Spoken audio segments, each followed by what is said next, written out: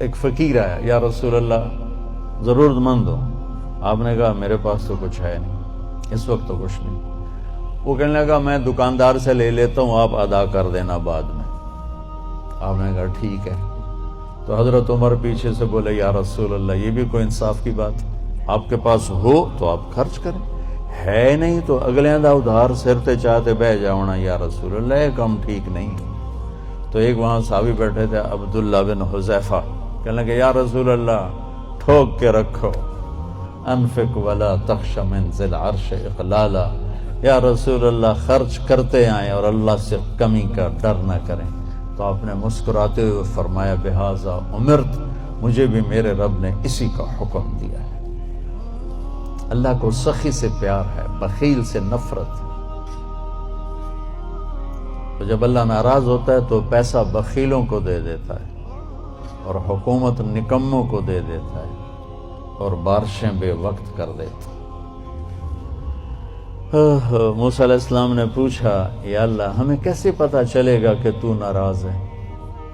کوئی کمیونیکیشن تو ہے نہیں، تو کیسے پتا چلے گا تو ناراض ہے؟ تو اللہ نے کہا امطر علیہم ابان حصادہم وامنعہ ابان زرعہم. موسیٰ پہلی نشانی میری ناراضگی کی، بارشیں بے وقت ہوں گی، موقع پہ نہیں کروں گا، بے موقع کروں گا. اجعل ملک فی صفحائہم، حکومت بے وقوف لوگوں کو دوں گا. والمال فی بخلائہم، اور پیسہ بخیلوں کو دوں گا. ایک بخیل کا بھی دادا ہوتا ہے، اس کو کہتے ہیں عربی میں شحیح. بخیل ہوتا ہے جو کسی پہ خرچ نہ کرے اور تھوڑا بہت اپنے اوپر ضرور لگاتا رہے. اور شحیح وہ قسمت کا مارا ہوتا ہے جو صرف گننے کا مزہ لیتا ہے اور گن کے قبر چڑھ جاتا ہے تو آپ بھوکے دا بھوکا رہ جاتا. نہ بچوں کو دیتا ہے، نہ بیوی کو دیتا ہے، نہ کم بخت نہ اپنے اوپر لگاتا، صرف گننے کے مزے لیتا رہتا ہے. کروڑ ہو گیا، 1 ارب ہو گیا، 1 بلین ہو گیا، 1 ٹریلین ہو گیا، پیچھے کون کس کا نصیب ہے. موسیٰ علیہ السلام نے پوچھا اچھا یا اللہ جب تو راضی ہوتا ہے تو پھر کیا نشانی؟ تو اللہ تعالیٰ نے فرمایا امطر علیہم ابان زرعہم وامنعہ ابان حصادہم. موسیٰ جب بارش کی ضرورت ہوتی ہے تو کر دیتا ہوں، جب نہیں ہوتی تو روک لیتا ہوں. وَأَجْعَلُ الْمُلْكَ فِي حُلَمَائِهِمْ، اور حکومت سمجھدار لوگوں کو دیتا ہوں. وَالْمَالَ فِي سُمَحَائِهِمْ، اور پیسہ سخیوں کو دیتا ہوں جو لوگوں پہ خرچ کرتے ہیں، لوگوں کی ضرورتوں کو خیال کرتے ہیں.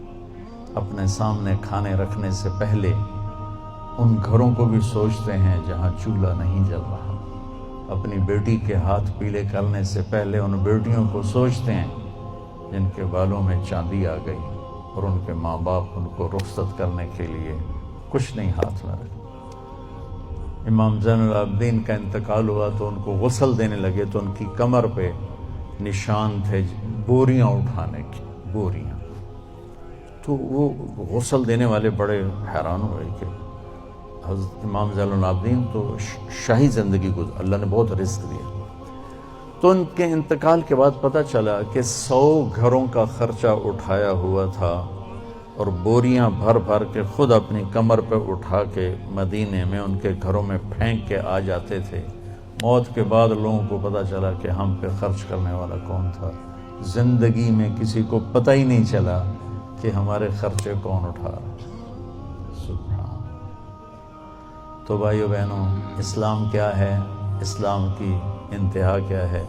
میٹھا بول بولنا، کھانا کھلانا، یعنی سخاوت، سخی ہونا. اللہ کو سخی سے پیار ہے چاہے نافرمان ہو، بخیل سے نفرت ہے چاہے تہجد گزار ہو.